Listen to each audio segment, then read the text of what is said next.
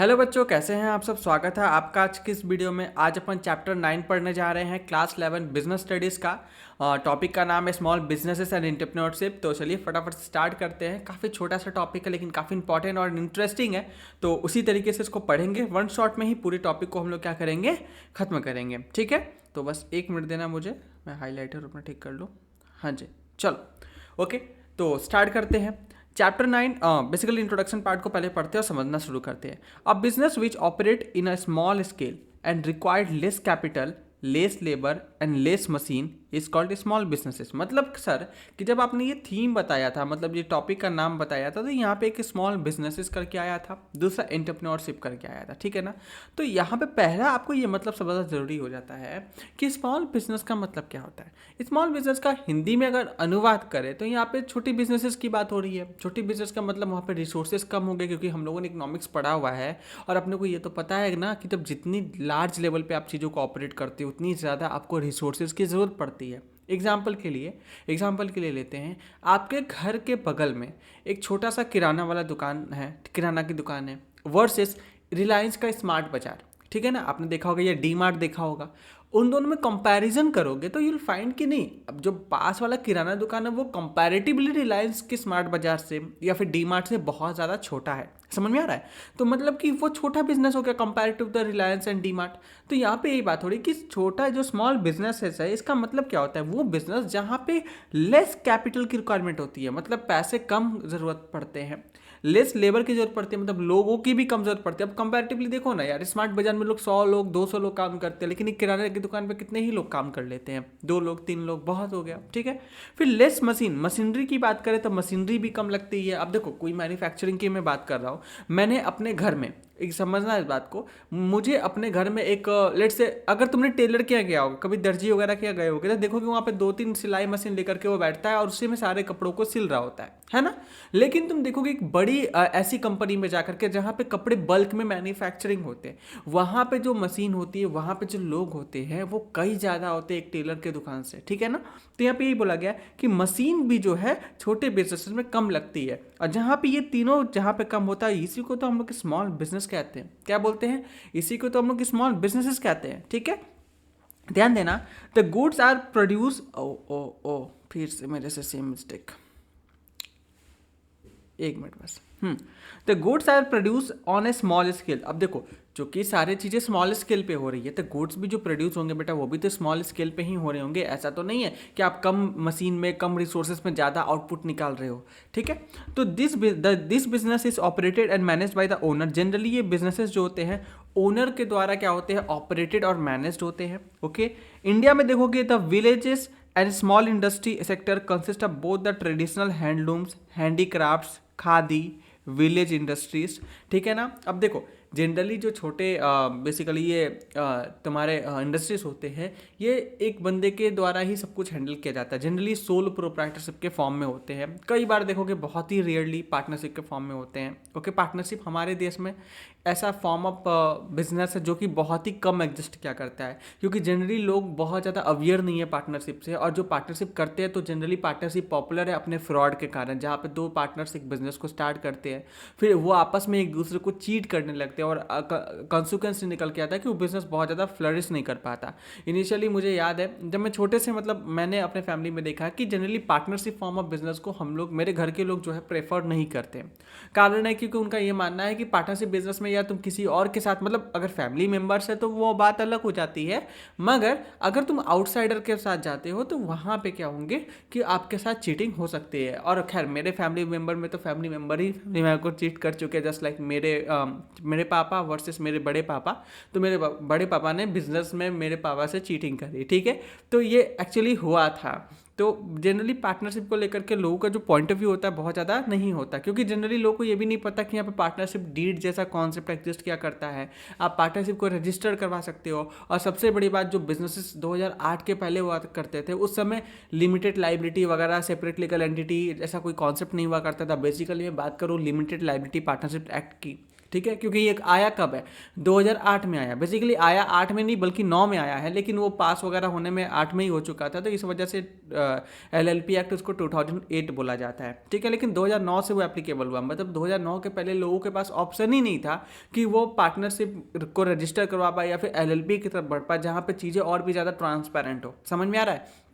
मतलब कि यहाँ पे जनरली क्या होता है, जो छोटे लेवल पे जो काम करने वाले लोग होते हैं वो जनरली सोलो प्रोप्राइटर होते हैं। अब वही सारे डिसीजन, सारे चीज़ों को खुद ही हैंडल कर रहे होते हैं। ठीक है, अभी किस टाइप के बिजनेसेस होते हैं सर, तो देखो कि गांव मोहल्लों में छोटे बिजनेसेस हो जाते हैं कई बार। ठीक है ना, यहाँ पे द विलेज स्मॉल इंडस्ट्री, गाँव वगैरह में छोटे मोटे, जैसे तुम देखोगे किसी किराने स्टोर में जाओगे ना, छोटे लेवल के स्टोर होते हैं, तो वो देखोगे जनरली बच्चों के पाचक, चॉकलेट्स ऐसे बनाए जाते हैं। ठीक है, तो गाँव छोटे छोटे टॉयज़ वगैरह बनाते हैं, तो वो गाँव के में ही ज़्यादातर ये फैक्ट्रीज होते हैं जो बनते हैं।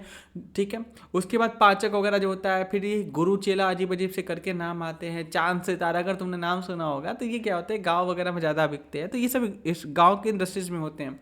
प्लस गाँव में देखो कि कई चीज़ें घर में लोग बैठ के बनाते भी हैं। ठीक है ना, जैसे कि राजस्थान में जाओगे तो शायद कंगन वगैरह जो होते हैं, लाह का कंगन होता है, वो बनाया जाता है। तुम बिहार के एरिया में जाओगे तो वहाँ पे कुछ अलग अलग चीज़ें बनाई जाती हैं। मैं बनारस का हूँ, तो यहाँ पे देखोगे ट्रेडिशनली तुमको हैंडलूम बहुत ज़्यादा देखने को मिलेगा। बनारस में आपको पता है बनारसी साड़ी को लेकर के काफ़ी ज़्यादा पॉपुलैरिटी है, तो यहाँ पे हैंडलूम्स आपको देखने मिलता है। हैंडीक्राफ्ट जो हाथ से बनाई गई चीज़ें होती हैं, कई बार जो हाथ से तराश करके बनाई जाती हैं। ओके, फिर आपके पास खादी आता है। खादी आपको पता है, एक जैसे चरखा होता है, उससे चीज़ें बनाई जाती है, उसको खादी कहा जाता है। खादी का कपड़ा होता है। और विलेज इंडस्ट्रीज होती है, जनरली क्या होता है, सोलो प्रोप्राइटरशिप के फॉर्म में होते हैं। मॉडर्न स्मॉल इंडस्ट्री, जो आज के समय की बात करें बेटा, मॉडर्न स्मॉल इंडस्ट्री जो है, स्मॉल स्केल इंडस्ट्रीज होती है जिसमें पावर लूम्स का यूज़ किया जाता है। बेसिकली इलेक्ट्रिक बेस्ड लूम्स जो होते हैं उनका इस्तेमाल किया जाता है। इससे पहले सर हैंडमेड जो होता था, बेसिकली मैनुअल लूम्स होता था, जो इलेक्ट्रिसिटी से नहीं चलता था, उसका इस्तेमाल किया जाता था। आज भी किया जाता है। जैसे कि मुझे पता है कि अगर जो हैंडलूम होता है, जो हाथ से, जो हैंडलूम का मतलब क्या, जहाँ पे हाथ से आप काम कर रहे हो वहाँ पे इलेक्ट्रिसिटी का कोई इन्वॉल्वमेंट नहीं है, और मशीन का कोई इन्वॉल्वमेंट नहीं है। ठीक है, तो वो उससे जो साड़ियाँ बनती है बनारस में, वो साड़ियों की कीमत जो होती है 5 से 7 लाख रुपए से स्टार्ट होती है। इतनी महंगी होती है। जो ओरिजिनल बनारसी सिल्क साड़ी जो होती है, रेशम वाली, प्लस वो हैंडलूम जो ऑथेंटिक होती है, 5 से 7 लाख रुपए से उसकी शुरुआत होती है मार्केट में जो मिलता है। ठीक है, समटाइम्स तो वो भी नकली मिल जाता है, उसके ऊपर आपको उठना पड़ता है। बहुत ही रेपुटेटेड ब्रांड है या फिर आप बहुत ही ऑथेंटिकली परचेस कर रहे हो, मतलब कई लोगों को जान पहचान, आपको पूरी नॉलेज है, या फिर किसी ऐसे बंदे को नॉलेज है, उसके थ्रू आप परचेस कर रहे हो, तो ही आपको रिजल्ट मिलता है। उसके अलावा जितने भी आप हैंडलूम परचेस करते हो, बेसिकली आप क्या कि बनारसी साड़ी है, या कांजीवरम है, या जो भी कहीं का भी पॉपुलर साड़ी है, ओके, वो जनरली आपको क्या मिलता है, वो मशीन से ही मिलता है। चाहे वो दुकान वाला खुद की मम्मी का कसम खा के क्यों ना बोल दे कि भाई साहब ये हाथ से बना हुआ है, मत मानना कभी भी, क्योंकि ऐसा नहीं होता है। क्योंकि एक साड़ी को बनाने के लिए एक एक धागे पे जितना काम होता है, वो ताना बाना से जो बुनते हैं साड़ी को, वो साड़ी को रेडी करने में महीने लग जाते हैं। इतना मेहनत होता है, मतलब एक एक धागा, जैसे मेरा ये देखोगे जैकेट ना, तो एक एक धागे को उस पर काम किया जाता है भाई साहब, इतना कठिन होता है। ओके, तो इतना मेहनत वाला काम होता है, तो भाई वो सस्ता कभी भी नहीं मिल सकता। ठीक है, आगे बात करते हैं। According to the micro and small medium enterprises development, जो MSMED एक्ट है 2006 का, इसमें स्मॉल स्केल इंटरप्राइजेस को डिफाइन किया गया है as a one where the investment in the plant and machinery is more than 25 lakh rupees but not exceed the 5 crore. मतलब यहाँ पे क्या है कि बेसिकली हमारे देश में एक एक्ट पास किया गया है जिसका नाम है micro small medium enterprises act, sorry development act 2006 के समय में इसको पास किया गया था। रीज़न क्या था, इसके पीछे मोटिव क्या होता है कि हमारे जो छोटे बिजनेसेस है उसको सपोर्ट करना, उनको और भी ज़्यादा हमारे ईज ऑफ बिजनेस को प्रमोट करना। ठीक है ना, जब आप क्लास 12th में जाओगे तो पहला चैप्टर पढ़ेंगे, ठीक है ना, इकोनॉमिक्स के अंदर, बोलते हैं इंडियन इकोनॉमी के अंदर, जहाँ पे आपको पढ़ाया जाएगा कि हमारी देश जब आज़ाद हुई, on the eve of independence, हम लोगों ने क्या क्या चीज़ें देखी, हमारी देश की अर्थव्यवस्था क्या थी। प्लस 1990s में हमारे पास LPG इंट्रोड्यूस हुआ, कहते हैं लिबरलाइजेशन, प्राइवेटाइजेशन एंड ग्लोबलाइजेशन, ये इंट्रोड्यूस हुआ। उसके बाद की क्या दशा रही, मतलब चीज़ें को अच्छे से समझाया जाता है। तो उसके तहत गवर्नमेंट ने क्या किया था ना, गवर्नमेंट ने क्या किया कि उनको पता था कि भाई जब तक हम लोग स्मॉल बिजनेसेस को ग्रो नहीं करने देंगे तो आगे चल के बड़ी होंगे ही नहीं। क्योंकि कोई भी, आप भी देखो आज हो, जो भी बड़े हो, 14 साल, 15 साल, 18 साल, जो भी आपकी एज है, आप कभी ना कभी 3 साल 4 साल के तो रहोगे ना। अगर उसी समय आपको कोई ग्रो ना होने दे, कोई मान लो बच्चा है और अनफॉर्चुनेटली उसकी डेथ हो जाती है, तो कभी बड़ा नहीं हो पाएगा। तो बिल्कुल वैसे ही बिजनेस है, जो स्मॉल है, मीडियम है बिजनेस है, MSME जिसको शॉर्ट में बोलते हैं, इनको अगर ग्रो ही ना होने दिया जाए, उसी समय उनको किल कर दिया जाए, गवर्नमेंट उनको फेवर ना करे, सपोर्ट ना करे, तो ये कभी बड़ा हो ही नहीं सकते। तो यहाँ पे इस चीज़ को समझने वाली बात है, इसलिए यहाँ पे बोला गया कि जहाँ पे आपकी इन्वेस्टमेंट जो है मशीनरी वगैरह सब मिला के 25 लाख से मिनिमम हो और मैक्सिमम 5 करोड़ का हो, तो आप इसको MSME के अंदर कंसिडर कर सकते हो। The definition use by the government of India to describe small industries, government क्या करती है, इस डेफिनेशन का इस्तेमाल करती है स्मॉल इंडस्ट्रीज को डिस्क्राइब करने के लिए। ठीक है, किस बेस पे sir, investment in plant and machinery के बेसिस पे। ठीक है ना, अभी डिवाइड कैसे है देखते हैं। देखो, माइक्रो इंटरप्राइजेस की बात करें तो बेटा लेस देन 25 लाख, ठीक है ना, मतलब आपकी बिजनेस है जिसमें इन्वेस्टमेंट आपने करी है 25 लाख रुपए से कम। देखो यहाँ पे 3 टर्म है, कंफ्यूज मत करना, यहाँ पे 3 चीजें हैं। हमने पढ़ा है माइक्रो, माइक्रो अलग होता है, स्मॉल अलग होता है और मीडियम अलग होता है, तीनों अलग है। उसके बाद फिर हमारे पास लार्ज आ जाते हैं, ठीक है, बिग इंटरप्राइजेस, जो कि वो अलग है, जैसे Reliance, Tata and all the things, आपको पता है। ठीक है, तो देखो माइक्रो इंटरप्राइजेस की अगर हम लोग बात करते हैं तो माइक्रो इंटरप्राइजेस में क्या होता है, आपको लेस देन 25 लाख का आपने इन्वेस्टमेंट किया हुआ है, ठीक है ना, और अगर आप सर्विस प्रोवाइडर हो तो आप 10 लाख से कम का इन्वेस्टमेंट किया हुआ है। मतलब कि देखो मैन्युफैक्चरिंग यूनिट है, जैसे आप कुछ गुड्स का मैन्युफैक्चरिंग कर रहे हो, ओके, गुड्स का प्रोड्यूसर हो, आप मैन्युफैक्चरिंग कर रहे हो या फिर ट्रेडिंग कर रहे हो, वो भी इसमें ही आ जाता है। ट्रेडिंग वाले भी कैटेगरी इसी में आ जाते हैं। ओके, ट्रेडिंग्स वाले भी इसी में आते हैं। ट्रेडिंग मतलब आप डायरेक्टली गुड्स को बने बनाए परचेस करें और सेल करें, जैसे लाइक आप छोटे मोटे कपड़े की दुकान, किराने की दुकान, ये सारे आ जाते हैं। ठीक है ना, तो बेसिकली क्या होता है कि यहाँ पे मैन्युफैक्चरिंग यूनिट्स की अगर मैं बात करूँ, जो मैन्युफैक्चरिंग कर रहे हैं, क्योंकि जनरली जो अच्छा देखा जाता है मैन्युफैक्चरिंग को देखा जाता है, क्योंकि गवर्नमेंट का मानना है कि जितना ज़्यादा हम लोग मैन्युफैक्चरिंग करेंगे उतना ज़्यादा ही हम लोग एक्सपोर्ट भी कर पाएंगे। ट्रेडर्स तो हमारे देश में ऑलरेडी बहुत ज़्यादा बढ़े हुए हैं। आप देखोगे इंपोर्ट करा के भी आप गुड्स को बेच सकते हो, जैसे बोट वगैरह जैसे कंपनियां, आपने देखा होगा वो चाइना से माल उठाते हैं, अपना नाम चिपकाते हैं और बेच देते हैं, है ना। तो यहाँ पे क्या है कि माइक्रो इंटरप्राइजेस में बेसिकली मैन्युफैक्चरिंग की बात हो रही है, जहाँ पे मैन्युफैक्चर करते हैं। देखोगे मेक इन इंडिया इनिशिएटिव्स वगैरह भी लाया गया है हमारे देश में। तो यहाँ पे क्या है, अगर आपका इन्वेस्टमेंट 25 लाख रुपए से कम है, अगर आप मैन्युफैक्चरर हो, या फिर आपकी इन्वेस्टमेंट अगर सर्विस प्रोवाइडर हो, जस्ट लाइक मी, हम अगर पढ़ाते कोचिंग सर्विसेज दे रहे हैं तो I am a service provider, या फिर मान लो कि मेरे पास कोई कंसल्टेंसी सर्विसेज देना है, ओके, या फिर मुझे कोई भी किसी भी प्रकार की सर्विसेज देनी है और मेरी जो इन्वेस्टमेंट है वो 10 लाख रुपए से कम है, तो मुझे माइक्रो के अंदर क्या किया जाएगा, क्लासिफाई किया जाएगा। ये इंपॉर्टेंट है, ध्यान रखना, ठीक है। उसके बाद आता है स्मॉल इंटरप्राइजेस। स्मॉल इंटरप्राइजेस की अगर मैं बात करता हूं तो अगर आपकी इन्वेस्टमेंट 25 लाख मिनिमम और मैक्सिमम 5 करोड़ है, मतलब इससे आप क्या हो, बड़े हो चुके हो, है ना। जैसे हम लोग बोलते हैं ना, एक बच्चा होता है जो बिल्कुल चाइल्ड होता है, ठीक है ना, इन्फेंट बोलते हैं, जो 1 साल से कम का एज का होता है, लेकिन उसके ऊपर बढ़ता है तो हम लोग अलग बोलते हैं, चाइल्ड है, उसके ऊपर बोलते हैं टीनेजर्स है ना, वैसा ही यहाँ पे है। तो यहाँ पे 25 लाख और 5 करोड़ के बीच में अगर आपका इन्वेस्टमेंट है मैन्युफैक्चरर के केस में, और सर्विस प्रोवाइडर के केस में अगर 10 लाख से 2 करोड़ का आपका इन्वेस्टमेंट है, तब आप स्मॉल इंटरप्राइजेस के रूप में क्लासिफाई किए जाते हो।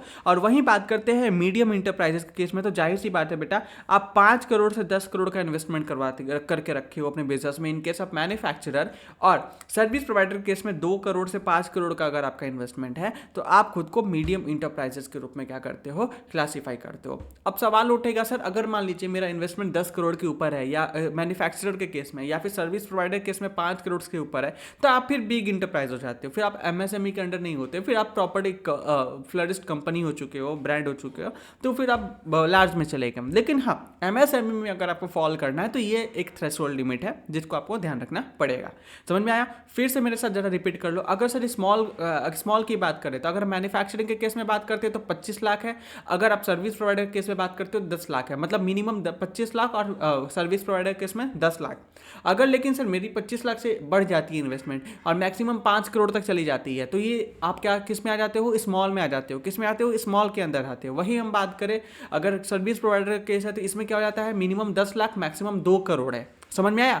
फिर वही बात करते हैं हम लोग मीडियम इंटरप्राइजेस के केस में, ठीक है, प्राइजेस के केस में, मीडियम इंटरप्राइजेस के केस में क्या है, minimum 5 crore maximum 10 crore manufacturer के केस में है। और वहीं सर्विस प्रोवाइडर केस की बात करूँ तो मिनिमम 2 करोड़ और मैक्सिमम 5 करोड़ है। वहीं इसके ऊपर चले गए तो बिग में आ गया। समझ में आया? चलो अब आगे हम लोग बात करते हैं role of small scale industries in socio economic development of India. देखो स्मॉल स्केल इंडस्ट्रीज की क्या रोल होती है, ठीक है ना, socio economic development of India के अंदर। ध्यान देना, इस चीज़ को समझना।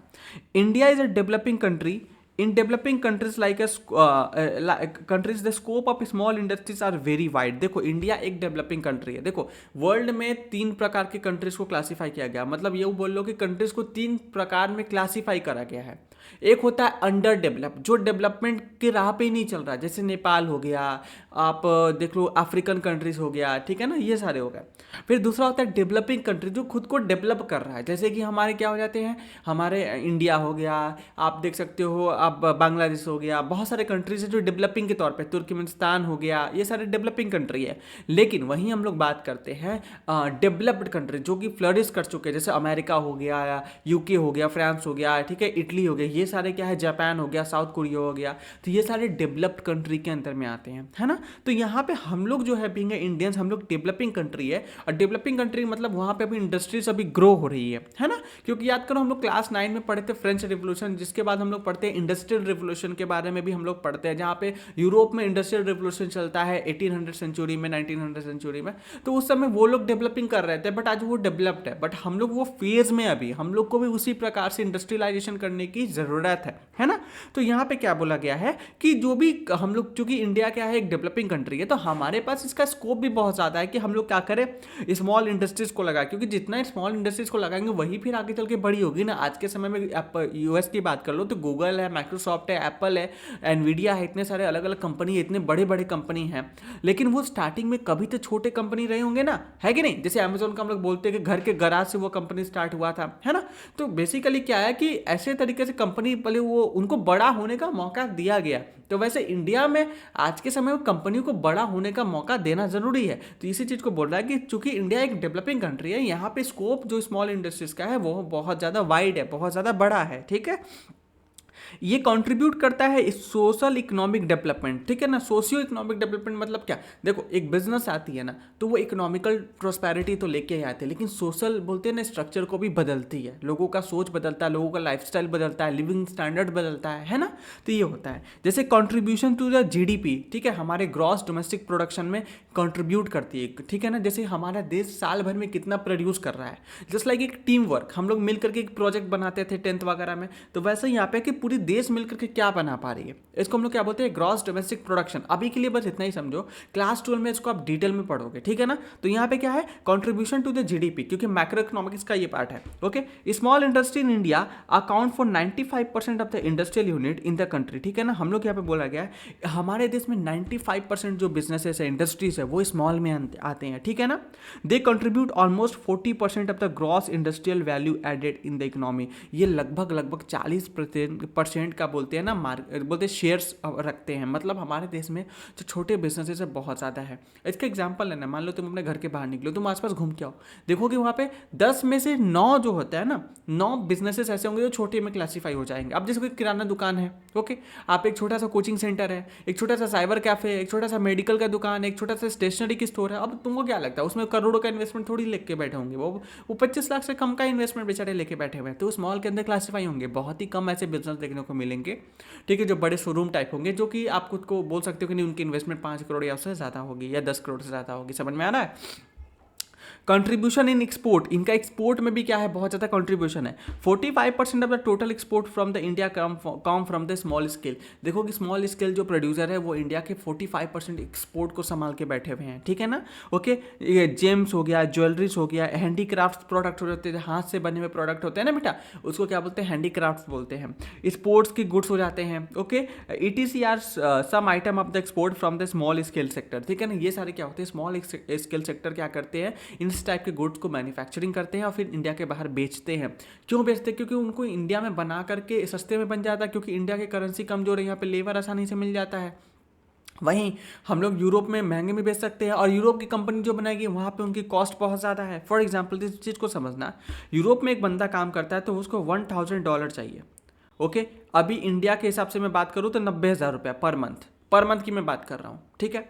लेकिन इंडिया में कोई बंदा काम कर रहा है, वो 25,000 रुपये पर मंथ पे काम कर लेगा, खुशी खुशी कर लेगा। अब सबसे बड़ा फ़र्क तो यहीं आ गया। प्लस रॉ मटेरियल की बात करूँ, चूँकि अमेरिका है या फिर कोई भी डेवलप कंट्री है, वहाँ पे वो लेट से मैं बोलता है वो भी $1,000 का आएगा, क्योंकि वहाँ पे वो भी महंगा है। इंडिया में वही रॉ मटेरियल सेम आपको 20,000 रुपये का मिल जाएगा। ठीक है, तो अब देखो यहाँ पे अगर मेरे पास लेबर 25,000 का है, ठीक है, प्लस हमारे पास 20,000 रुपये का कॉस्ट मतलब रॉ मटेरियल लग रहा है, तो पूरी मैन्युफैक्चरिंग ही हमारी 45,000 में हो जा रही है। प्लस मैं 5,000 का अगर मैं बोलता हूँ कि चलो मैं प्रॉफिट लेके चलता हूँ, तो मेरा 50,000 में काम हो चुका है। लेकिन यहीं पे सेम देखोगे, यहाँ पे 90,000 लग रहा है, यानी कि 90,000 यहाँ पे लग रहा है अगर डेवलप कंट्री की मैं बात करूँ, फिर 90,000 सेम चीज़ को मैन्युफैक्चरिंग करने में मेरे को 1,80,000 रुपया लग रहा है यहाँ पे। मतलब फ़र्क देख सकते हो कितना ज़्यादा है। अब मान लो कि मैं किसी डेवलप कंट्री में जाके इस 50,000 के माल को 1,00,000 का भी बेचूंगा, ठीक है, और यहाँ पे जो डेवलपिंग कंट्री में कोई कंपनी है वो बनाती है इस 1,80,000 के माल को वो 2,50,000 में कम से कम तो बेचेगी ना यार, प्रॉफिट कमाएगी। तो देखो कि कंपैरिजन यहाँ पे बहुत ज़्यादा डिफरेंट है, डिफरेंस बहुत ज़्यादा है प्राइस का। जो 1,00,000 का और 2,50,000 का, वहाँ के लोग तो इसी को परचेस करना चाहेंगे ना, है ना। तो यहाँ पे क्या होगा कि आपकी एक्सपोर्ट बढ़ती है, आप इनकम ज़्यादा कर पा रहे हो, आपके लिए इजी है, और उनके लिए थोड़ा टफ होगा। इसलिए देखो कि एप्पल वगैरह क्या करते हैं, डिज़ाइन करते हैं यूएसए के कैलिफोर्निया में, लेकिन मैन्युफैक्चरिंग चाइना, वियतनाम, इंडिया जैसे कंट्रीज में करते हैं, जिससे कॉस्ट ऑफ प्रोडक्शन जो है वो कम हो जाए। लेकिन जो रिसर्च एंड डेवलपमेंट का काम है वो अमेरिका में ही वो करते हैं, ठीक है। इसलिए एप्पल के प्रोडक्ट्स पर लिखा रहता है ना, design in California but manufacturing in China या फिर India, what's ever the country में भी, ठीक है ना। तो ऐसा होता है। क्या बात समझ में आया?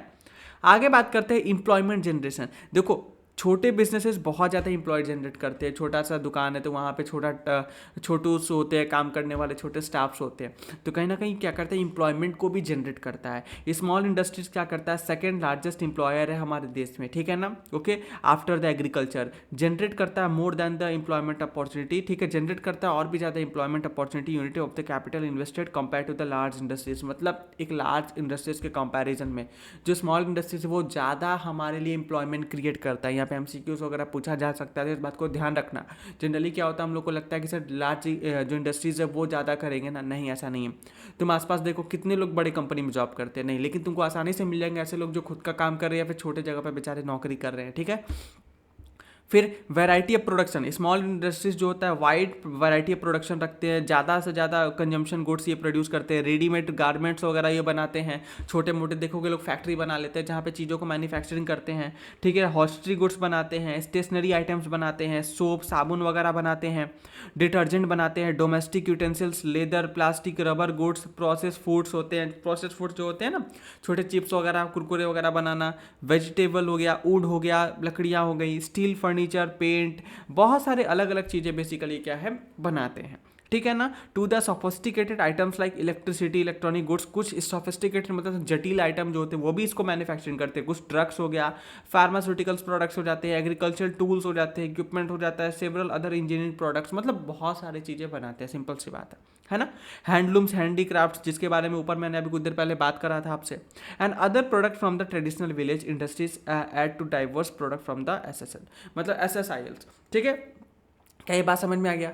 तो यहाँ पे बेसिकली ये वैरायटी ऑफ प्रोडक्ट्स बेसिकली क्या करते हैं, ये मैन्युफैक्चरिंग करते हैं।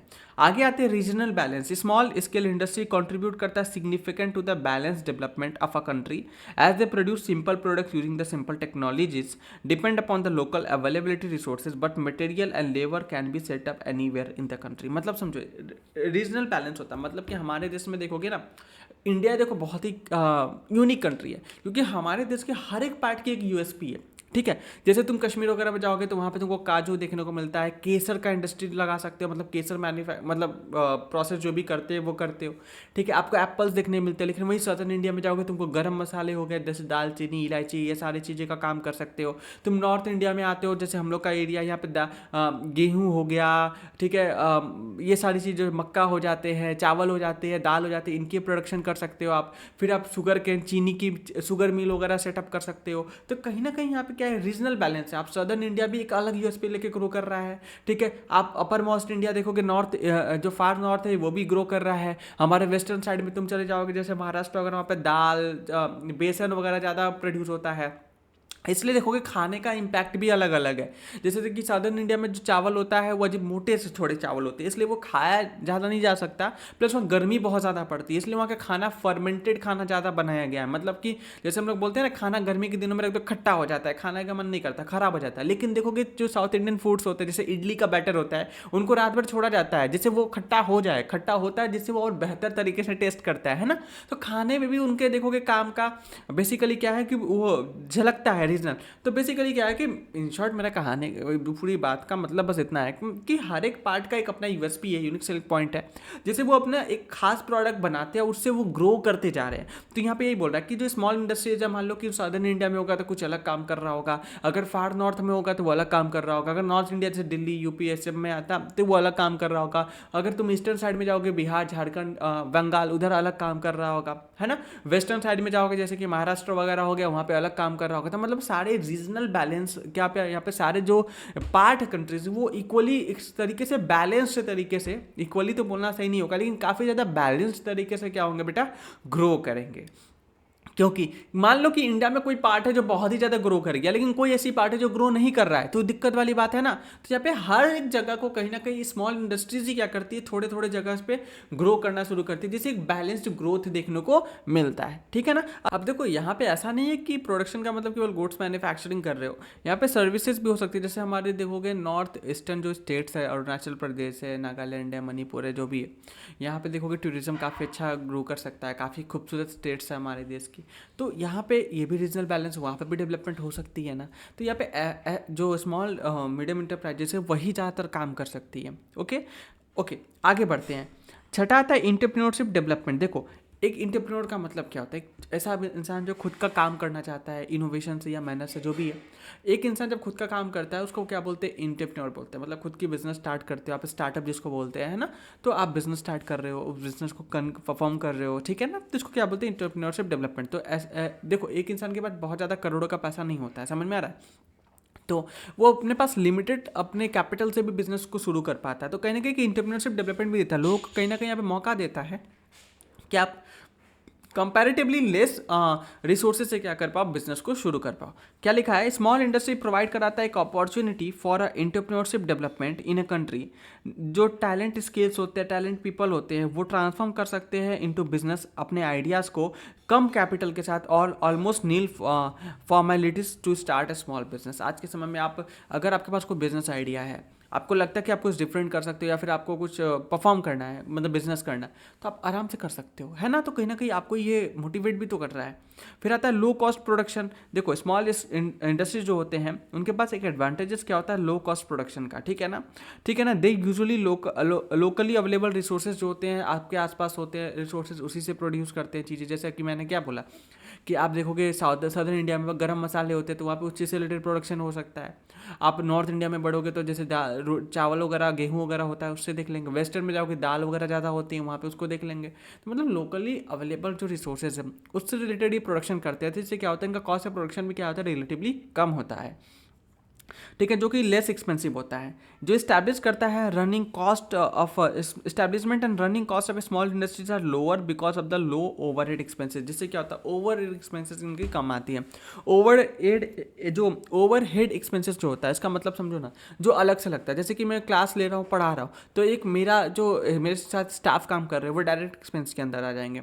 लेकिन यहाँ पे जो इलेक्ट्रिसिटी खर्च हो रहा है दैट इज ओवरहेड्स, ठीक है ना। मतलब कि आप कोई रॉ मटेरियल को जहाँ लोकली मिल रहा है वहीं से खरीद के वहीं मैन्युफैक्चर कर दिया, प्लस आप किसी रॉ मटेरियल को कहीं बाहर से मंगवा रहे हो, है ना। तो दैट इज वहाँ पे क्या होगा, ट्रांसपोर्टेशन एक्सपेंस बहुत ज़्यादा लग रहा है, तो वो हो जाता है ओवरहेड्स। समझ में आया। अभी फिलहाल के लिए उसके अंदर नहीं जाएंगे, कॉस्ट को जब पढ़ोगे ना तब तुम्हें समझ में आएगा। फंडामेंटल कॉन्सेप्ट ऑफ कॉस्ट करके एक टॉपिक होता है जहाँ पे बेटर तरीके से मैंने समझाया। आई थिंक क्लास 10th के आईसीएसई के सिलेबस में जाओगे, वहाँ पे फंडामेंटल कॉस्ट ऑफ कॉन्सेप्ट दिखेगा, ठीक है ना।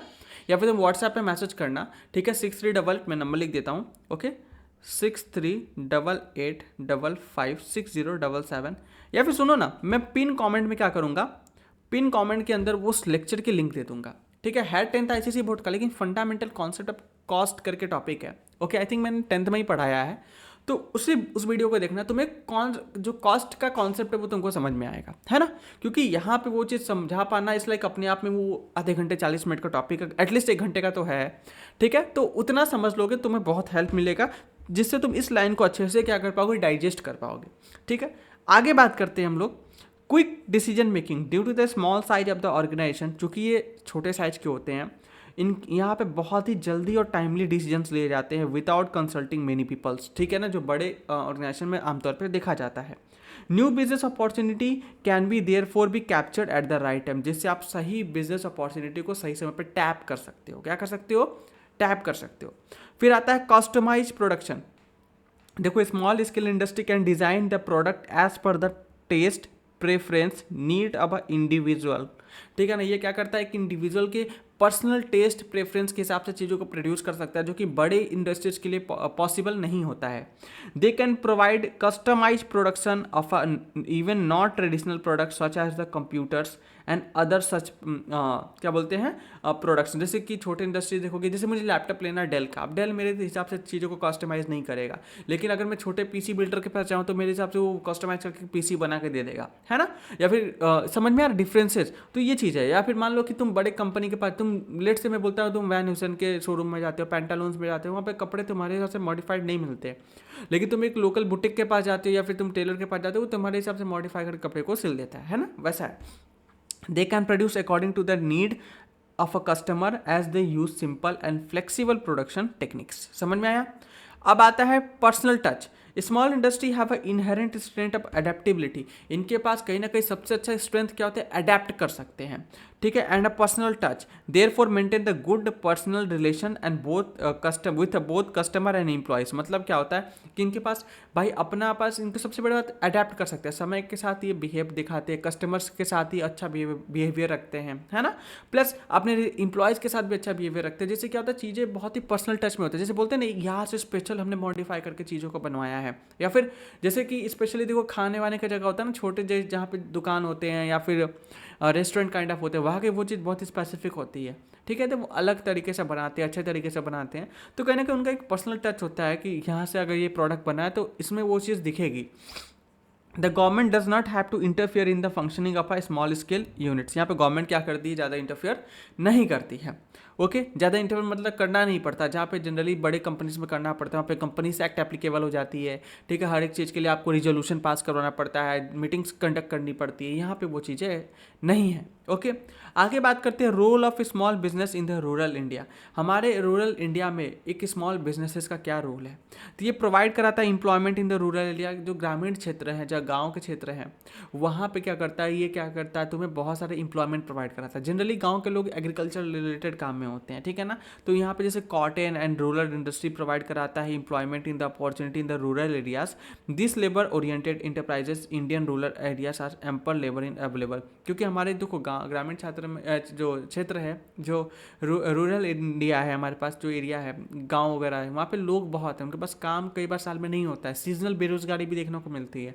आपने 9th-10th में इकोनॉमिक्स पढ़ा होगा, वहाँ पे बहुत सारे स्टोरीज पढ़ा होगा, ठीक है ना। केस होता है एनसीईआरटी बुक के अंदर, ठीक है ना, जिसमें हमने भी 9th में इकोनॉमिक्स जब मैं पढ़ाता हूँ तो तुम्हें दिया हुआ है। ठीक है, नोट्स तुम्हारे पास अवेलेबल है, तुम्हें याद आ रहा होगा अगर तुम मेरे स्टूडेंट हो, मेरे से पढ़े हुए तो। अब बाकी कहीं से और भी पढ़े हो तो तुम्हें पढ़ाया गया होगा, अगर नहीं पढ़ाया तो समझो तुम्हारा कटा है और कुछ नहीं। ठीक है, तो इस बात को समझना कि वहाँ पे हम लोग बहुत सारे स्टोरीज केस समझते हैं। जहाँ पे साउथ इंडिया का स्टोरी होता था, रामगढ़ झारखंड का एक स्टोरी होता है, जहाँ पे एक बच्चे को कभी कभी बोलते हैं ना, साउथ इंडिया का एक स्टोरी है लखा सिंह का भी होता है, जहाँ पे गाँव का बेरोजगारी दिखाया जाता है, एक शहर की बेरोजगारी दिखाई जाती है।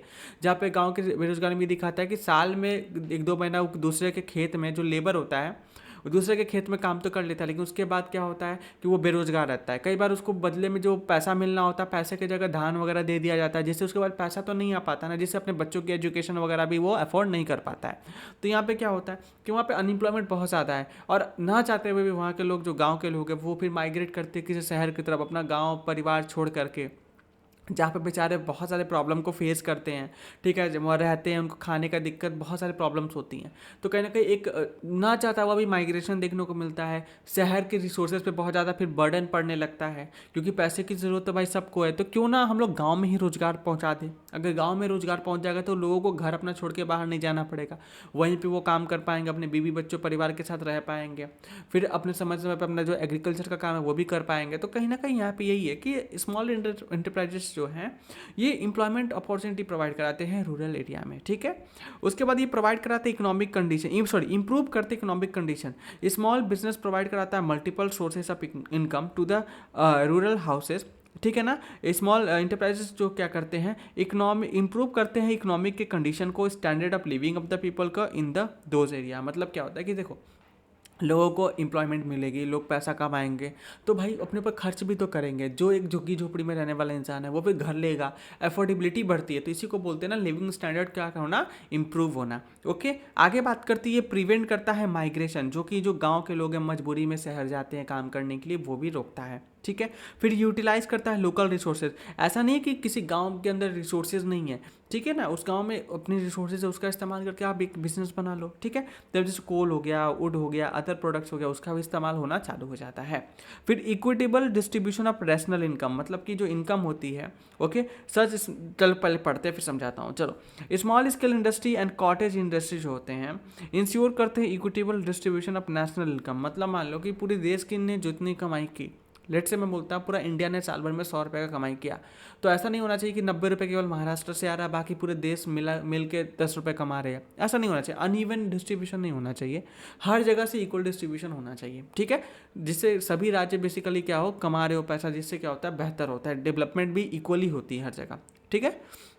उसके बाद होता है balanced regional development. This enterprises are often depend upon the local sources of production. ये क्या होते हैं, लोकल सोर्सेज ऑफ प्रोडक्शन पे क्या होता है, डिपेंड करते हैं। This way industries do not just limit themselves to particular place but they are diversify, ठीक है ना। ये एक जगह तक खुद को लिमिट ही नहीं करते बल्कि डाइवर्सिफाई भी करते हैं आगे चल के। ये हेल्प करता है बैलेंस रीजनल डेवलपमेंट, जिससे क्या होता है एक बैलेंस रीजनल डेवलपमेंट देखने को मिलता है, और ये ज़रूरी भी है। सोचो ना, तुम्हारे घर में मान लो तुम्हारे 3 भाई बहन हैं, अब एक भाई बहन को सबसे ज़्यादा रिसोर्सेज देते हैं पेरेंट्स, और दूसरे 2 भाई बहन को बोलते हैं नहीं भाई तुमको कुछ नहीं मिलेगा। ये कोई बात थोड़ी हुई। देखोगे पेरेंट्स हमेशा तीनों को ही बराबर चीज़ें देखते हैं, है ना। तो यहाँ पे इसी चीज़ की बात हो रही है कि बैलेंस रीजनल रूरल डेवलपमेंट होना चाहिए। बेसिकली बैलेंस डेवलपमेंट होना चाहिए, चाहे वो रूरल एरिया हो या फिर अर्बन हो, ठीक है, चाहे वो सदर्न पार्ट हो या वेस्टर्न पार्ट हो या फिर नॉर्थन पार्ट हो या फिर ईस्टर्न पार्ट हो, फ़र्क नहीं पड़ता है, ठीक है। अब आगे बात करते हैं प्रॉब्लम ऑफ ए स्मॉल। अब देखो कुछ प्रॉब्लम्स भी होता है, जैसे फाइनेंस, पैसा बहुत ज़्यादा नहीं होता है। अब मान लो मुझे एक बिज़नेस स्टार्ट करना है और मेरे पास भाई अभी सिर्फ 20,000 रुपये है, ठीक है। अब वहाँ पे इन्वेस्टमेंट 2-3 लाख की है, तो मुझे कोई सपोर्ट नहीं कर रहा है, ठीक है। मेरे पास पैसे नहीं होंगे, ठीक है। क्रेडिट बैंक मुझे लोन नहीं देगा, बिकॉज बोलेगा अभी तो बिज़नेस शुरू नहीं किए हो, तुम्हें टर्नओवर नहीं है, तुम्हें पैसा क्यों देते। तो क्रेडिट वर्थिनेस भी कम रहती है। रॉ मटेरियल्स अवेलेबल बहुत दिक्कत हो जाती है भाई साहब, कई बार स्मॉल इंडस्ट्रीज के लिए। Availability of the procurement of raw material is another major problem faced by the MSME. The bargaining power is relatively low. हम लोग को जो रॉ मटेरियल होता है वो भी काफ़ी महंगे दर पे मिलता है, या फिर जनरली काफ़ी कठिनाई होती है रॉ मटेरियल मिलने में। फिर मार्जिनल स्किल्स, मैनेजरल स्किल्स भी कम होते हैं, क्योंकि भाई ज़्यादा लोग काम नहीं करते, एक ही बंदा सब कुछ रन कर रहा होता है जनरली, तो भाई चीज़ों को मैनेज कर पाना एफिशिएंटली काफ़ी कठिन होता है। फिर labour productivity as per the employees relatively low. जो एम्प्लॉय काम करते हैं छोटे बिजनेसेस वगैरह में, वो बहुत ज़्यादा प्रोडक्टिव होते नहीं है भाई, सब कांचो टाइप के होते हैं, ये भी प्रॉब्लम है। प्लस पैसा हम लोग के पास भी नहीं होता कि उनको अच्छा एम्प्लॉय क्या बोलते हैं सैलरी दे पाए, या फिर उनको हटा के अच्छा कहते हैं एम्प्लॉय रख पाए। प्लस आज के समय में एमएसएमई के साथ प्रॉब्लम है कि जो ज़्यादातर माल उनके बिकते हैं वो क्रेडिट पे बिकते हैं, उधार भी बिकते हैं, तुरंत पैसा नहीं मिलता है, जिससे बेचारे वो परेशान होते हैं। लैक ऑफ वर्किंग कैपिटल बहुत ज़्यादा इश्यूज रहता है उनके साथ। मार्केटिंग की बात करते हैं, मोस्ट ऑफ द केसेस में मार्केटिंग वीकर होता है, ठीक है। Weaker area of a small organisation, ये मार्केटिंग पे बहुत ज़्यादा खर्च नहीं कर पाते हैं। Therefore exploitation of middle man is very more, ठीक है ना। इसी वजह से एक्सप्लॉयटेशन भी बहुत ज़्यादा हो जाता है।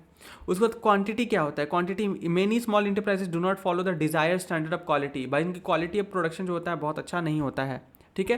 क्वालिटी ये प्रोडक्ट गड़बड़ हो जाता है कई बार, जितना अच्छा सोच के ये प्रोडक्ट प्रोडक्शन करना चाहते हैं उतना अच्छा हो नहीं पाता है। फिर capacity utilisation, many of the small scale industries are operating below the full capacity. मतलब जितना इनकी कैपेसिटी उससे कम ये क्या कर पाते हैं, प्रोडक्शन कर पा रहे हैं। मतलब इनकी जो रिसोर्सेज है वो फुल्ली यूटिलाइज ही नहीं हो पा रही है, ओके। जो कि यूटिलाइज नहीं हो पाएगी तो काफ़ी दिक्कत होगा। और क्यों हो पा रहा है, क्योंकि इनकी मार्केटिंग स्किल्स कम है, डिमांड इनका मार्केट में कम है। It will cause to increase the operating cost, जिससे क्या होता है इनका ऑपरेटिंग कॉस्ट बढ़ जाता है। Lead to sickness and closure of business, और अल्टीमेटली क्या होता है बिजनेस लॉस करते करते बंद भी हो जाती है। देश में देखोगे बहुत सारे एमएसएमई आज के समय में बात कर रहा हूँ बंद हो रही हैं, ठीक है। उसके बाद आता है technology. Most of the small scale industry आज आउटडेटेड टेक्नोलॉजी यूज़ करते हैं, रिजल्टिंग लो प्रोडक्टिविटी, जिससे प्रोडक्टिविटी कम होती है। अनइकोनॉमिकल प्रोडक्शन होता है, मतलब कॉस्ट ऑफ प्रोडक्शन इतना ज़्यादा होता है कि अल्टीमेटली फाइनल गुड्स की प्राइस भी बढ़ जाती है, और जिससे लोग उनके प्रोडक्ट को नहीं खरीदते ये बोल के कि काफ़ी ज़्यादा महंगा है। ओके उसके बाद जो बड़े जो बिजनेसेस है वो भी कंपटीशन देने लगते हैं, तो उनसे आप कैसे लड़ सकते हो। फिर सिकनेस की अगर मैं बात करूं, due to the many internal and external problem most of the small scale industry are in the age of sickness. मतलब भाई साहब बहुत सारे इंटरनल और एक्सटर्नल गवर्नमेंट की भी पॉलिसी, जैसे बहुत सारी योजनाएं आती हैं, तो बस ऑन पेपर रहता है, रियल लाइफ कुछ भी बेनिफिट नहीं मिल पाता है इनको। जिससे क्या होता है कि सिकनेस का मतलब बिजनेस ही एकदम जर्जर हालत में चल रही है, बहुत ज़्यादा लॉस कर रही है, बिजनेसमैन परेशान है, बीपी का दवा खा रहा है, फिर अल्टीमेटली वो बिजनेस बंद करके बोलता है अब हमसे नहीं हो पाएगा भाई। ठीक है ना। प्लस हमारे देश में कुछ ऐसे स्टार्टअप है, जैसे पहले क्या होता था ना कि हमारे एरिया में ना, जैसे हम लोग के हर एक एरिया में देखोगे तुम नोटिस किया होगा, बहुत सारे किराना दुकान हुआ करते थे। ठीक है, बहुत सारे किराना दुकान हुआ था, सारे प्रॉफिटेबल हुआ करते थे, सारे प्रॉफिट बुक किया करते थे। लेकिन अब आता है ब्लिंकिट। ठीक है, ब्लिंकिट आता है, जेप्टो आता है, ठीक है, स्विगी का इंस्टामार्ट आता है, और भी न जाने अलग अलग ब्रांड्स आते हैं। अब ये आते हैं, ये अनवांटेडली चीज़ों को लॉस पे बेचना शुरू करते हैं, जिससे ये सारे कंपनी क्या है, लॉस मेकिंग है। ठीक है, अब इनकी लॉस जो होती है ये फंडिंग से पूरा कर लेते हैं, जो फंड रेस करते हैं, ठीक है, वीसी से, ओके, उससे पूरा कर लेते हैं। तो ये तो लॉस मेकिंग हो ही गए बेचारे, इनके चक्कर में ये भी जो प्रॉफिट बना रहे थे ये भी लॉस मेकिंग हो गए। अभी ये सारे कंपनी, अब इसमें से क्या होगा, 3 किराने दुकानें बंद हो चुकी हैं, एक बेचारा नो प्रॉफिट नो लॉस पे चल रहा है, बेसिकली पार पे चल रहा है, ब्रेक इवन पॉइंट पे चल रहा है, और ये भी लॉस पे मेकिंग चल रहा है। मतलब सारा जो मार्केट जो पहले एग्जिस्ट किया करता था वो भी बर्बाद कर दिया, और ये तो खुद बर्बाद है ही, ये खुद ही 2-3 सालों में बंद हो जाएंगे जैसा लग रहा है। अब गवर्नमेंट को ये चीज़ देखना चाहिए, यहाँ पे कंपटीशन कमीशन ऑफ इंडिया का रोल आता है, जो हमारे देश में बनाई गई अथॉरिटी है, जो देखें इन सब चीज़ों की, भाई हद से ज़्यादा प्राइस कम करके बेच रहे हो, तुम्हें चलो फंडिंग मिल गई, 2-4-5 साल तुम चल रहे हो, तुम्हारा कुछ नहीं जा रहा, फाउंडर को भाई स्टेक्स मिल चुके हैं, पैसे मिल चुके हैं, इन्वेस्टर आईपीओ ले आकर के अपना पैसा कमा ले रहा है, लेकिन इनका क्या होगा, ये तो बर्बाद हो गए ना। मतलब जो बिजनेस बन रहा था उसे भी खराब कर दिया आपने। ठीक है ना, तो वो अभी हमारे देश में बहुत ज़्यादा अच्छा कल्चर चल रहा है, जिसको लेकर के गवर्नमेंट की शायद नींद नहीं खुल रही है। और कस्टमर, भाई सिंपल सी बात है, कस्टमर हमेशा शॉर्ट टर्म बेनिफिट की तरफ भागता है। ठीक है ना, कस्टमर को लगता है सस्ता ले रहा है, लो लो लो लो लो। भाई साहब वो नहीं देख रहे हैं कि कल होकर के जो बिजनेसेस बंद हो जाएंगे, कल के मान लो कि ये सारे बिजनेस बंद हो गई, अब ब्लिंकिट और जेप्टो को पता है कि भाई अब मार्केट में हम लोग एग्जिस्ट करते हैं, अभी प्राइस 2x कर देंगे, अब लोग तुमको वही लूटना पड़ेगा। ठीक है, तो प्रॉब्लम होता है भाई। ठीक है ना, आप मोनोपोली को सपोर्ट कर रहे हो कस्टमर को, फिर बाद में वही कस्टमर की जब एक्सप्लॉयटेशन चालू होती है तो कस्टमर फिर रोना चालू करता है, अरे ऐसा क्यों कर रहे हो, ऐसा क्यों कर रहे हो, ऐसा क्यों कर रहे हो। समझ में आ रहा है। जैसे जियो मार्केट में आके जब फ्री में इंटरनेट सर्विसेज देना चालू किया, लोगों ने लिटरली दूसरे सिम को स्क्रैप करके फेंक दिया। जैसे क्या हुआ, वोडाफोन आइडिया किल हो गए, यूनिनोर जैसे कंपनी खत्म हो गए, एयरसेल जैसे कंपनी बर्बाद हो गई, क्योंकि फ्री मिल रहा है, 1 साल 1.5 साल फ्री मिला, उसके बाद जो पेड किया आज देखो रो रहे हैं सारे, है ना। हावेवर पता है कि पहले से कम डेटा कम मिल रहा है, मतलब डेटा की प्राइस अभी भी कम है, मगर स्पीड वगैरह भी तो अच्छी नहीं है। और दूसरी बात क्या है कि सर्विस भी देख लो इतनी बेकार से, आज के समय मार्केट में बस 2 ही है, एयरटेल जियो, जब मन करता है वो प्राइस बढ़ा देते हैं, कोई कुछ नहीं कर पाता, बस 2 दिन रील बनेंगे, लोग क्रिटिसाइज करेंगे, फिर तीसरे दिन अल्टीमेटली तुमको वो एक्सेप्ट करना पड़ता है। वैसे ही फिर ब्लिंकिट जेप्टो भी करेंगे, इसलिए हर एक बिजनेस को सपोर्ट करना चाहिए आपको। ठीक है ना। हावेवर एक और चीज़ यहाँ पे है कि मान लो कि ये बिजनेस के अंदर इतने सारे लोग भी इंप्लॉय होंगे, ठीक है, छोटे जो काम करते हैं लोग, प्लस इनके भी सप्लायर होंगे जो इन बिजनेसेस को सप्लाई करते होंगे, उनका भी बिजनेस खत्म हो गया क्योंकि ये बंद हो गया तो इंप्लॉय की भी जॉब गई।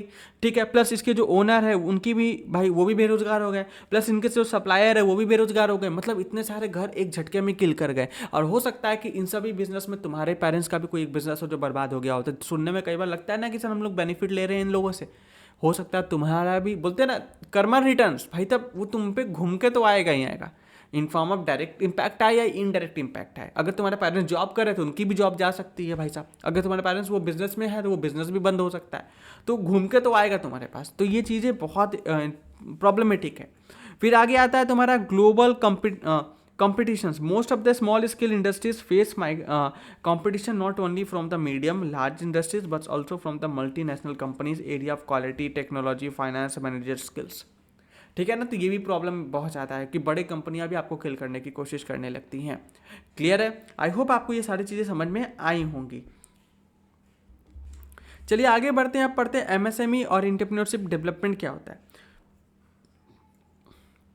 N enterprises is a person, entrepreneur, पहले इंटरप्रेन्योर को पढ़ते हैं, समझो। इंटरप्रेन्योर क्या है? पर्सन है who undertake the venture with some profit and potential.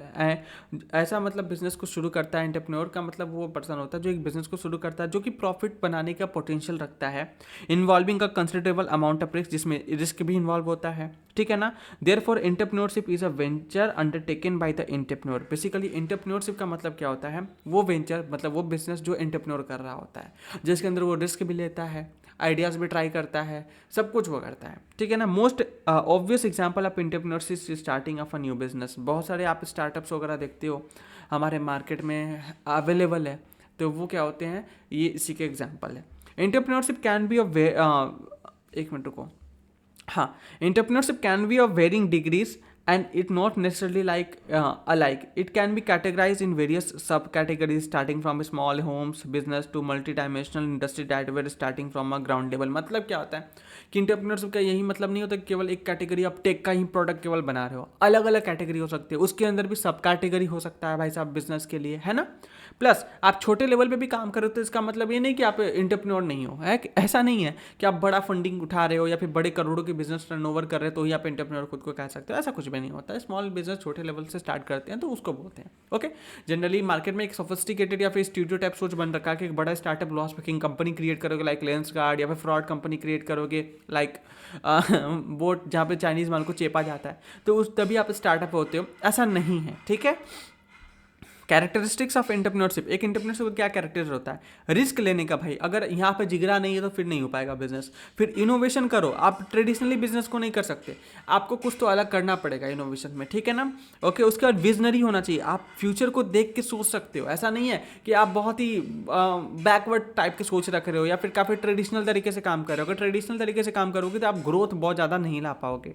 फिर लीडरशिप, आपके अंदर लीडरशिप एबिलिटी होनी चाहिए। आप वो क्या बोलते हैं, बनिए की तरह नहीं बिहेव कर सकते जहाँ पे 1 रुपये के लिए भी रोना चालू कर देता है। उसके बाद ओपन माइंडेड होना चाहिए, ठीक है ना। आपको ओपन माइंडेड होना चाहिए जहाँ पे बहुत सारे आइडियाज़ होने चाहिए, आपके पास इनोवेशन होना चाहिए। प्लस आपके टीम मेंबर भी कोई आइडियाज़ दे रहे हैं, कोई फीडबैक दे रहे हो तो आप उसको ओपनली समझो, सुनो और उस पर काम करना शुरू करो, है ना। उसके बाद आता है कॉन्फिडेंट एंड वेल इन्फॉर्म्ड होना चाहिए। एंटरप्रेन्योर जो होना चाहिए वो कॉन्फिडेंट होना चाहिए और उसको पता होना चाहिए कि भाई वो क्या कर रहा है। ऐसा नहीं कि वो रैंडमली कुछ भी कर रहा है, ठीक है ना। फ्लेक्सिबल होना चाहिए, मतलब entrepreneur should be flexible and open to change the according to the situation. अगर मान लो सिचुएशन बदल रही है तो ये भी अपने मार्केट को, अपने जो प्रोडक्ट्स है उसको चेंज करना चाहिए। ऐसा नहीं कि वो ट्रेडिशनली प्रोडक्ट बनाते आ रहे हैं। जैसे मैं बार बार एग्जांपल लेता हूँ, जैसे नोकिया का प्रोडक्ट, नोकिया फ़ोन केवल कीपैड वाला बनाते जा रहा था, लोगों को बटन वाले फ़ोन चाहिए थे, उनको सॉफ्टवेयर एक्सपीरियंस चाहिए था। नतीजा क्या हुआ? नोकिया किल हो गया। लेकिन वही ब्लैकबेरी को समझ में आ गया भाई फ़ोन हम लोग नहीं बना पाएंगे, तो वो B2B के बिजनेस में घुस गए। आज ब्लैकबेरी मार्केट में नहीं है लेकिन वो B2B में बहुत अच्छा काम कर रहे हैं, ठीक है। सॉफ्टवेयर वगैरह बना के देते हैं बड़े बड़े कंपनीज़ को, तो वो काम करते हैं। नो योर प्रोडक्ट, आपको अपने प्रोडक्ट के बारे में जानकारी होना चाहिए। अगर कोई मुझसे बोलता है कि आप क्या पढ़ाते हो सर, तो मुझे अपने प्रोडक्ट के बारे में पता ही नहीं। जैसे मैं बोलता हूँ इस नोट्स को बनाने में मैंने वन लाइनर फॉर्मेट का मतलब बुलेट पॉइंट का यूज़ किया है, अनवांटेड जो पैराग्राफ्स उसको कट किया है, काफ़ी ईजी तरीके से बनाया है जिससे बच्चों को चीज़ें समझ में आए। अगर आपको ये नोट्स परचेस करना है तो आपको मिल जाएगा, हम लोग के वेबसाइट पर आना होगा। जैसे मैं तुमको दिखाता हूँ, just give me a second. Okay, देखो ये वेबसाइट पे आ गया। वेबसाइट पे आने के बाद तुमको क्या करना है, डिजिटल प्रोडक्ट के सेक्शन में आना है। यहाँ पे आओगे तो देखो क्लास 11 का स्मार्ट बुक सिर्फ 199 में अवेलेबल है, जहाँ पे PDF तुमको मिल जाएगी, तो तुम उसको परचेज कर सकते हो। ये प्रोडक्ट तुमको कहीं ना कहीं चीज़ों को, कॉन्सेप्ट को आसानी से याद रखने में हेल्प करता है, क्योंकि business studies more about the learning thing, ठीक है ना। आपको थोड़ा रट्टाफिकेशन यहाँ पे चाहिए होता है, जहाँ पे अगर इस तरीके से एग्जाम में तुम पॉइंट्स को लिखोगे तो पूरा का पूरा मार्क्स मिलेगा, एक नंबर भी तुम्हारा नहीं कटेगा। तो इसको बोलते हैं बेटा अपने प्रोडक्ट के बारे में जानकारी रखना, ठीक है। आगे बात करते हैं, हमारे देश में स्टार्टअप इंडिया स्कीम चलाया गया है, ठीक है, जो गवर्नमेंट ऑफ इंडिया ने लेकर के आया है, जहाँ पे इंप्लॉयमेंट जनरेट करने की बात होती है, वेल्थ क्रिएशन करने की बात होती है। गोल क्या है स्टार्टअप इंडिया का? डेवलप करना innovation of product services, increase करना इंप्लॉयमेंट रेट। और benefit of startup India scheme is simplification of work. इसका बेनिफिट क्या होता है? बेसिकली काम को आसान करना, फाइनेंशियल सपोर्ट देना, गवर्नमेंट टेंडर्स निकालेगी। गवर्नमेंट को जैसे क्या होता है ना, कुछ भी काम होता है, जैसे गवर्नमेंट के डिपार्टमेंट में बहुत ज़्यादा पेपर का काम होता है, तो पेपर के लिए गवर्नमेंट क्या करती है, अब फोटो कॉपी वाले से हमेशा पेपर थोड़ी खरीदेगी या स्टेशनरी वाले से थोड़ी खरीदेगी। वो बोलते टेंडर निकालती है, बोलती है कि हमें कौन पेपर बेचेगा, ठीक है, बल्क में जो भी कम प्राइस में ऑफर करता है गवर्नमेंट उससे परचेस कर लेती है ना।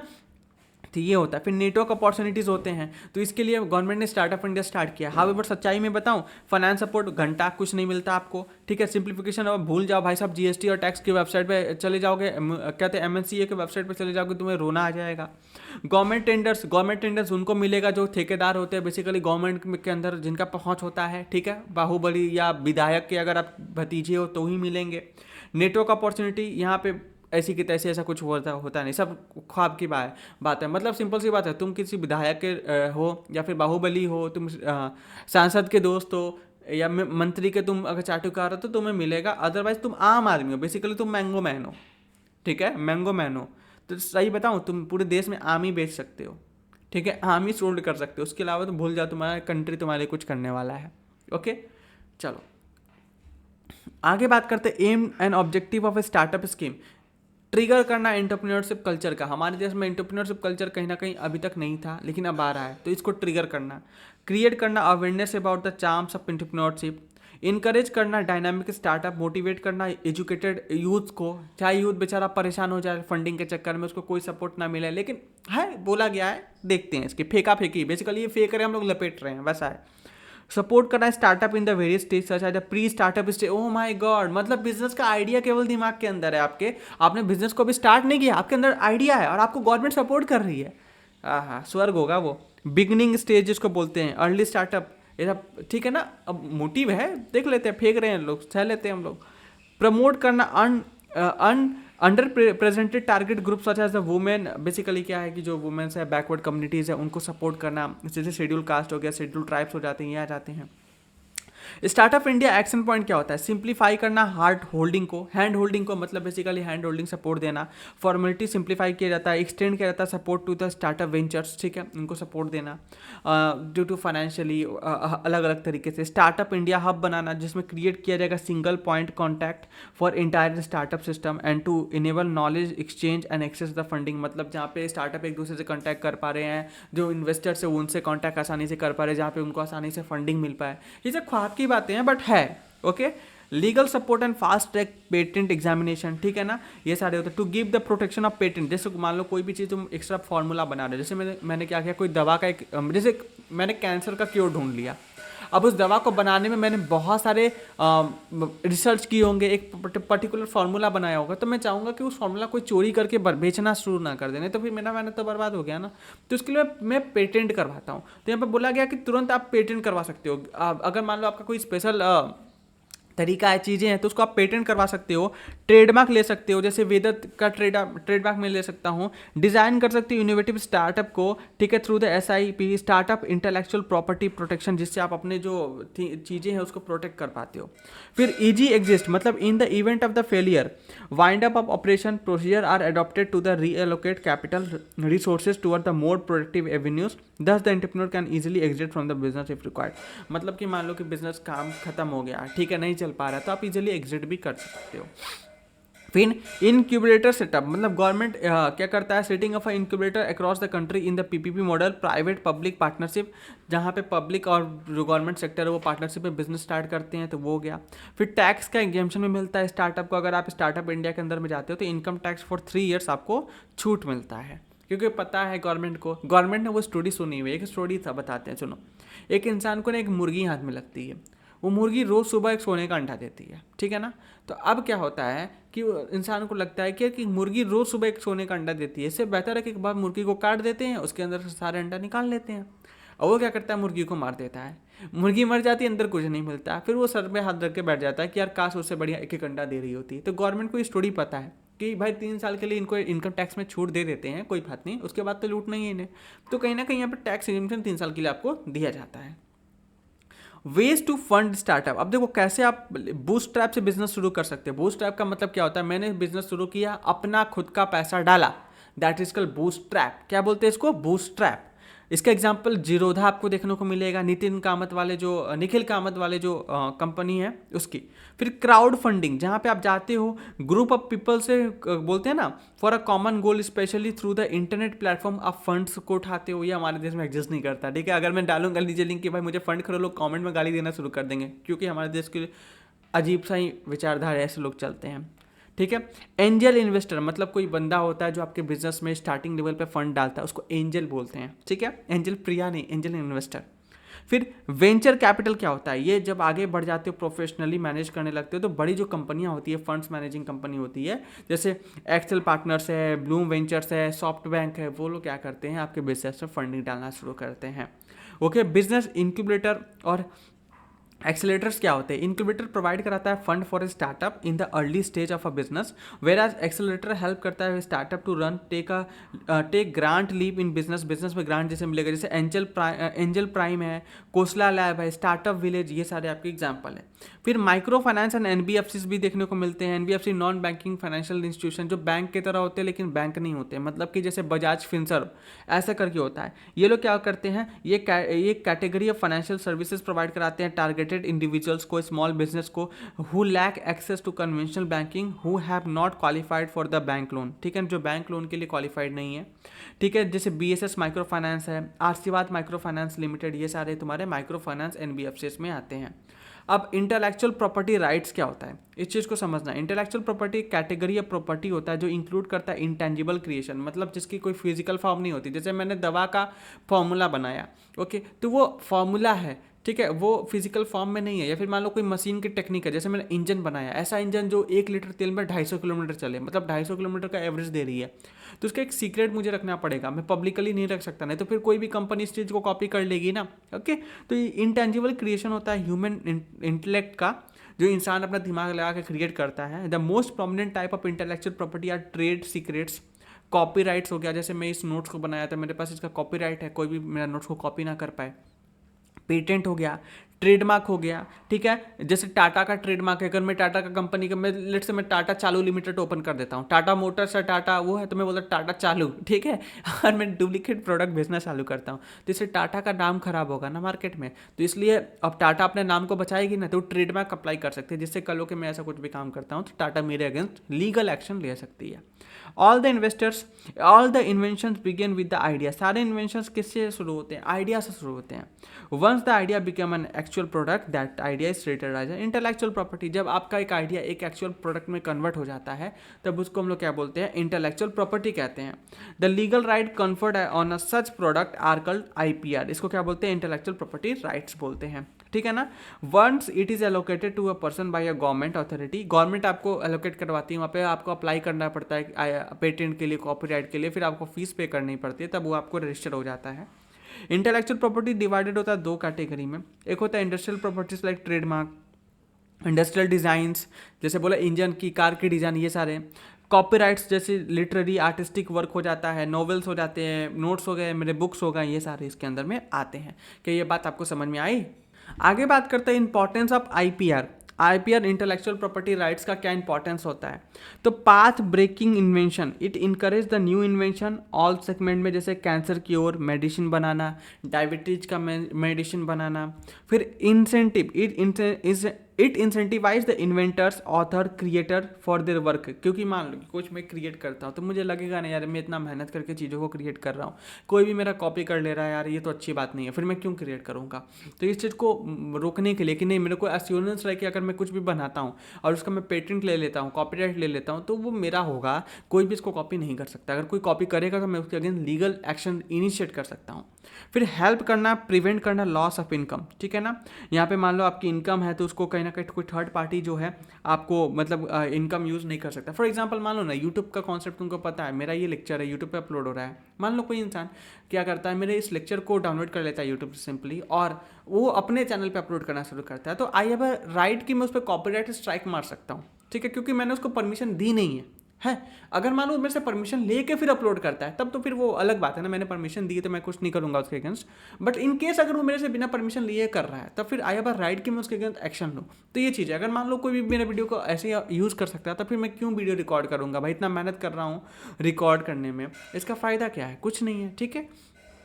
Recognition, it help author creator to get recognition of their work. मान लो कि मेरी इस वीडियो को कोई भी प्ले करे, कहीं प्ले करे, तो वहाँ पे नीचे दिखाना पड़ेगा ये वेदांत लर्निंग अंकित सर के द्वारा रिकॉर्डेड किया हुआ लेक्चर है, जिससे मेरे को मेरा रिकॉग्निशन मिलता है। जैसे तुम, हाँ जी, तो रिकॉग्निशन का बेसिकली यहाँ पे जैसे कि आपने देखा होगा कि अरे कोई गाना सुनते हो जैसे अरिजीत सिंह हो गए हैं या फिर कोई भी सिंगर हो गए, तो वहाँ पे नीचे रिकॉग्निशन नाम दिया रहता है कि इसके द्वारा ये गाया गया गाना है, ठीक है। तो बेसिकली इसी चीज़ की यहाँ पे बात हो रही है। फिर आगे आते हैं types of IPS, intellectual property, जो भी राइट्स होते हैं उसके बारे में होता है। आईपीआर होना चाहिए यार, चलो ठीक है, ये आईपीएस नहीं है आईपीआर है, ठीक है। एक होता है कॉपीराइट, ठीक है, जो म्यूजिशियन वगैरह यूज़ करते हैं, जैसे मैं भी क्रिएट कर रहा हूँ वीडियो तो कॉपीराइट हो जाएगा। ट्रेडमार्क, जैसे टाटा वाला भी एग्जांपल लिया। फिर जियोग्राफिकल इंडिकेशन, जिसको जीआई टैग बोलते हैं, ठीक है। जैसे कि मान लो हम लोग के बनारस में ना एक आम मिलती है खास तरीके की, जिसका नाम है लंगड़ा आम, ठीक है। ओके, तो बेसिकली क्या होगा कि लंगड़ा आम जो बेसिकली उसकी टेस्ट जो होती है बहुत अच्छी होती है, तो वो बनारस के एरिया में ही मिलती है, तो इसको जीआई टैग दिया गया कि बनारस में मिलता है, ठीक है। वैसे हम लोग बात करते हैं जैसे कि कश्मीरी पाशमीना उलेन शॉल जो होता है वो कश्मीर का है, ठीक है। बनारस का कहते हैं बनारस ब्रोकेट्स करके आता है एक, वो है, ठीक है। नागपुर का ऑरेंज आपने सुना होगा, नागपुर का संतरे, ओके। गया में तिलकुट मिलता है, गया जी में बिहार में पड़ता है, तो बेसिकली वो जगह का ऐसा है, ठीक है। फिर पेटेंट की बात करते हैं, जैसे लाइक मैंने क्या किया, गवर्नमेंट जैसे making the using offer for selling the important invention, for example मान लो कोई मैं इन्वेंशन करता हूँ, मैं एक प्रकार का इंजन बनाता हूँ, ठीक है। वो बोला ना 1 लीटर में 250 किलोमीटर चलती है, तो वो पेटेंट होगा, उसकी जो डिज़ाइनिंग होगी उसकी मैं क्या करूँगा, पेटेंट लूँगा। या फिर कार की कोई डिज़ाइनिंग होती है मॉडल की, उसका पेटेंट लिया जाता है। फिर डिज़ाइन, ठीक है, इसके अंदर होता है जैसे कि यहाँ पे design of a car, okay okay okay okay, यहाँ पे थोड़ा सा अलग हो गया। यहाँ पे सेलिंग, इंपोर्टिंग, इन्वेंशन, कुछ भी इन्वेंट करते हो, बेसिकली आप कुछ नया प्रोडक्ट बनाते हो, इन्वेंट करवाते हैं, तो उसका पेटेंट आपके पास होता है, जैसे इंजन वाला मैंने बताया वो। लेकिन कार की जो डिज़ाइनिंग आ जाती है वो इसके अंदर आएगी, ओके, क्योंकि आप एक डिज़ाइन रेडी कर रहे हो। जैसे अभी कुछ दिन पहले न्यूज़ में आया था कि हमारे जो प्रयागराज के एक अंकल है, उन्होंने एक इंजन बनाई जो कि शायद पानी से चल जा रहा था, ओके। तो बेसिकली क्या है, उनका पेटेंट, वो उनका उस चीज़ का पेटेंट लेंगे, ओके। लेकिन मान लो कि अगर कोई कार बना रहा है कंपनी, उसका वो डिज़ाइन का क्या कर लेगा, वो डिज़ाइन लेगा, क्योंकि डिज़ाइन का पेटेंट लेगा बेसिकली। फिर प्लांट वेराइटी क्या होता है, it is type of variety which bread develop by the farmers, okay. जैसे हाइब्रिड प्लांट्स वगैरह होते हैं ना, पोटैटो राइस पेपर का, जैसे कि फार्मर क्या करते हैं ना, अलग अलग प्लांट्स का ब्रीड करवाते हैं। आपने पढ़ा होगा 10th वगैरह में कि हम लोग इवोल्यूशन वगैरह पढ़ते हैं, या फिर वहाँ पे ब्रीड करवाया जाता है प्लांट्स का। तो वहाँ पे क्या होता है, वो ब्रीड करवा के एक नया हाइब्रिड तरीके का बीज का उत्पत्ति करने की कोशिश करते हैं, जिससे हम लोग और भी ज़्यादा प्रोडक्शन को बढ़ा पाएँ। तो ये होता है, तो वो प्लांट वेराइटी का भी क्या कर सकते हैं, वो पेटेंट ले सकते हैं। फिर semi conductor integrated circuit layout design होता है इसका भी, जैसे कि मान लो कोई कंप्यूटर चिप हो गया हमारे पास, ठीक है ना, प्रोसेसर हो गया, तो जैसे हमारे पास प्रोसेसर, जैसे ARM बनाती, ARM करके कंपनी है वो बनाती है। फिर इनसे ही सारे कंपनीज लेते हैं अलग अलग, जैसे स्नैपड्रैगन हो गया, और कहते हैं एक स्नैपड्रैगन है, दूसरी कंपनी का नाम क्या है, डायमंड सिटी करके नाम है ना। तो ये सारे कंपनी क्या करती है, इनसे ही लेकर के काम करती हैं। तो बेसिकली ये लोग एक प्रॉपर तरीके से बनाया, फिर उसका पेटेंट ले लिया, तो कोई कॉपी नहीं कर सकता, है ना। तो ऐसा नहीं है कि तुम पीछे से जाके कंपनी में चेक कर लो कि ऐसे ऐसे बनता है। जैसे कोका कोला, ठीक है, कोका कोला जो कंपनी है, इसकी जो टेस्ट है उसका पेटेंट है। थम्सअप है, ठीक है, थम्सअप आपको देखने मिलता है, आपको पेप्सी देखने को मिलता है, इन सब का अपना अपना पेटेंट करवाया हुआ है। तो कोई कॉपी भी करेगा तो ये पकड़े जाएंगे, उनके अगेंस्ट अच्छा खासा कार्रवाई होगा। क्लियर है। तो ये हम लोग का एक टॉपिक था जिसको हम लोगों ने अच्छे से पढ़ लिया वन शॉट के फॉर्म में। आई होप आपको ये लेक्चर पसंद आया होगा। लेक्चर पसंद आया तो वीडियो को जरूर से लाइक करना, चैनल को सब्सक्राइब करना, कमेंट करके अपना एक्सपीरियंस जरूर शेयर करना। ये जो नोट्स है एनोटेड वाले तुमको ऐप के अंदर मिल जाएगा, ऐप में जा करके क्लास 10-11 में जाना, आपको फ्री रिसोर्सेज में ये ऐप जो है, जो नोट्स है वो अपलोडेड दिख जाएंगे। हाउएवर अगर तुम इसका प्रिंट आउट लेना चाहते हो तो यू कैन परचेज इट, ठीक है, परचेज कर सकते हो। 199 का नोट्स है, जो कि बहुत ज़्यादा नहीं है यार, लेकर तुम आराम से प्रिंट आउट निकाल के अपनी पढ़ाई करो, ठीक है। मैं मिलता हूँ नेक्स्ट वीडियो में, तब तक के लिए good bye and take care.